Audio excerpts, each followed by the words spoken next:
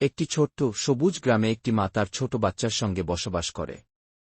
একদিন হঠাৎ করে ছোট্ট বাচ্চাটি অসুস্থ হয়ে পড়ে, তার বমি ও পাতলা পায়খানা শুরু হয়।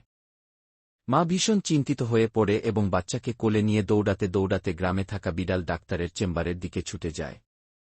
বিড়াল ডাক্তার বাঁশের তৈরি একটি ছোট্ট চেম্বারে বসে, সামনে অনেক রোগী অপেক্ষা করছে। মা এসে কান্নাজড়ানো কণ্ঠে বলে, ডাক্তারবাবু, আমার বাচ্চাটাকে খুব খারাপ লাগছে। চিন্তিত মুখে বিড়াল ডাক্তার মায়ের বাচ্চাটিকে দ্রুত পরীক্ষা করে। ডাক্তার বলে, ঘাবড়াবেন না, এটা ডায়রিয়ার লক্ষণ, গরমের কারণে হয়েছে গি। ডাক্তার মাকে কিছু ওষুধ দেয় এবং বলে, এই ওষুধগুলো ঠিকঠাক মতো খাওয়ান আর বাচ্চাকে বিশ্রামে রাখুন গি।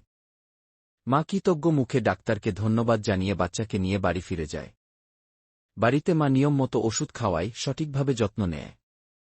কয়েকদিনের মধ্যে বাচ্চাটি ধীরে ধীরে সুস্থ হয়ে ওঠে। মা খুশিতে আবার বাচ্চাকে নিয়ে সেই বিড়াল ডাক্তারের চেম্বারে যায়। ডাক্তার মুচকি হেসে বাচ্চাটির স্বাস্থ্য পরীক্ষা করে এবং কিছু স্বাস্থ্য টিপস দেয়া। মা এবং বিড়াল ডাক্তার দুজনেই হাসিমুখে দাঁড়িয়ে থাকে, একজন সন্তুষ্ট মা, আরেকজন দায়িত্বশীল ডাক্তার।